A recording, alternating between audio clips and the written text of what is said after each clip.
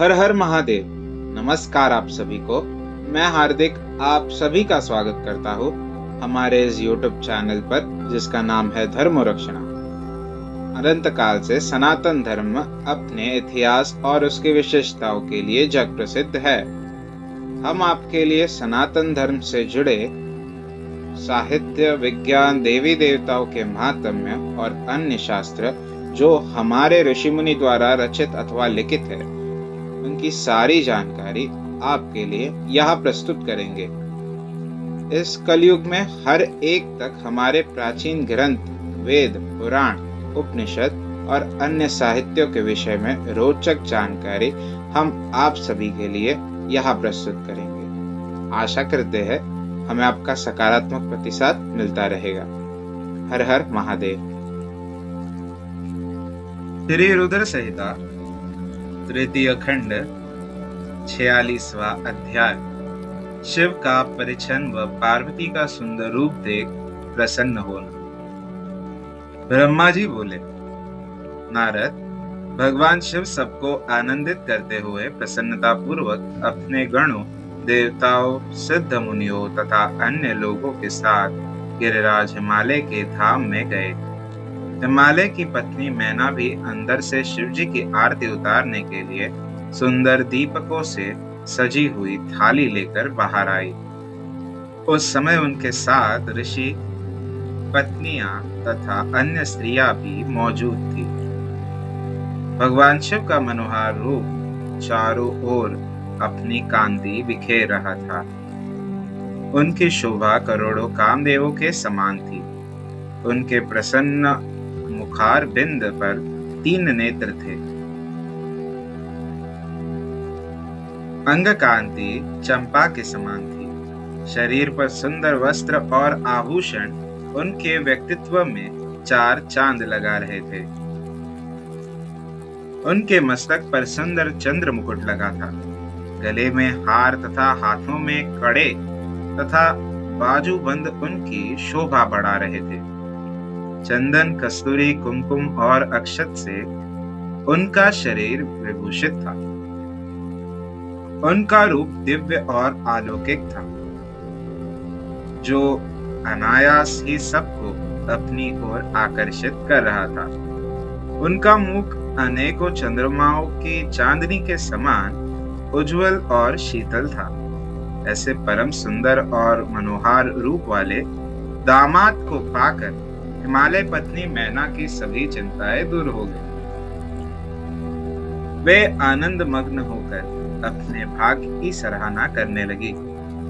शिवजी को दामाद बनाकर स्वयं को कृतार्थ मानने लगी और अपनी पुत्री पार्वती अपने पति हिमालय तथा अपने कुल को धन्य मानने लगी। उस समय प्रसन्नता पूर्वक वे शिवजी की आरती उतारने लगी। आरती उतारते हुए देवी मैना सोच रही थी कि जैसा पार्वती ने महादेव जी के बारे में बताया था, ये उससे भी अधिक सुंदर है। इनका रूप लावण्य तो चित्त को प्रसन्नता देने वाला तथा समस्त पापों और दुख को नाश करने वाला है। विधि पूर्वक आरती पूरी करने के पश्चात मैना अंदर चली गई। उस समय उस विवाह में पधारी युवतियों ने वर के रूप में पधारे परमेश्वर शिव के सुंदर, कल्याणकारी और मनोहारी रूप की बहुत प्रशंसा की। वे आपस में हंसी ठिठोली कर रही थी। साथ ही साथ अपनी सखी पार्वती के भाग्य की भी सराहना कर रही थी कि उसे शिवजी जैसे वर की प्राप्ति हुई है।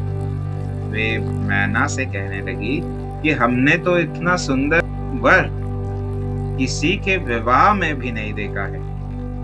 पार्वती धन्य है जो उससे ऐसा पति प्राप्त हो रहा है। भगवान शिव के सुंदर मनोहारी रूप के दर्शन करके सब देवताओं सहित ऋषि मुनि बहुत प्रसन्न हुए। गंधर्व भगवान शिव के यश का गान करने लगे तथा अप्सराएं प्रसन्न होकर नृत्य करने लगी। उस समय गिरिराज हिमालय के यहाँ आनंद ही आनंद था।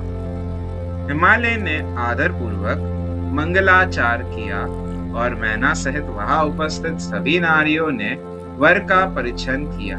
तथा घर के भीतर चली गई। तत्पश्चात महादेव जी व उनके साथ बारात में पधारे हुए सभी महानुभाव जनवासे में चले गए। तत्पश्चात साक्षात दुर्गा का अवतार देवी पार्वती कुल देवी की पूजा करने के लिए अपने कुल की स्त्रियों सहित अपने अंतःपुर से बाहर आई। वहां जिसकी दृष्टि भी पार्वती पर पड़ी वह उन्हें देखता ही रह गया। पार्वती के अंग कांति नील अंजन के समान थी। उनके लंबे घने और काले केश सुंदर चोटी में गुंथे हुए थे। मस्तक पर कस्तूरी की बेदी के साथ सिंदूरी बिंदी उनके रूप लावण्य को बढ़ा रही थी। उनके गले में अनेक सुंदर रत्नों से जड़े हार शोभा पा रहे थे। सुंदर रत्नों से बने केयूर, वलय और कंकण उनकी भुजाओं को विभूषित कर रहे थे। रत्नों से जड़े कानों के कुंडल दमकती शोभा से उनके गालों पर अनुपम छवि बना रहे थे। उनके मोती के समान सुंदर एवं सफेद दांत अनार के दानों की भांति चमक रहे थे। उनके होठ मधु से भरे बिम्फल की तरह लाल थे। महावर पैरों की शोभा में वृद्धि कर रही थी। उनके अंगों में चंदन, अगर, कस्तूरी और कुमकुम का अंगराग लगा हुआ था।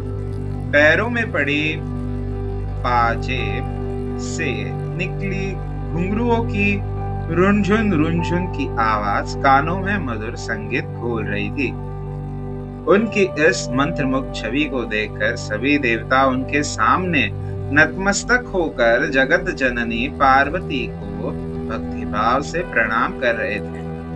उस समय भगवान शिव भी उनके इस अनुपम सौंदर्य को कनखियों से देखकर हर्ष का अनुभव कर रहे थे।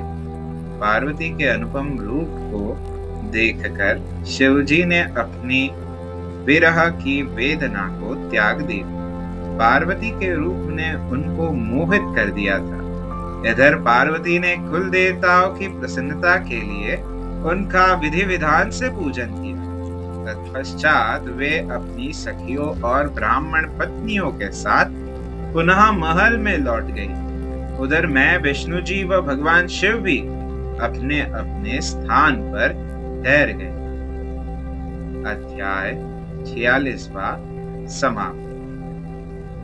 हमारे कार्य की सराहना करते हुए इस YouTube चैनल को सब्सक्राइब करें, वीडियोस को शेयर करें और लाइक करें। हमारे कार्य मानव जाति के हित हेतु अधिकांश मानव जाति तक पहुंचाने में हमारी सहायता करें। भविष्य में हमारे सनातन धर्म के विषय में अधिक जानकारी प्राप्त करने हेतु हमारे साथ बने रहे इस YouTube चैनल पर, जिसका नाम है धर्मो रक्षणा। धर्मो रक्षति रक्षतः। हर हर महादेव।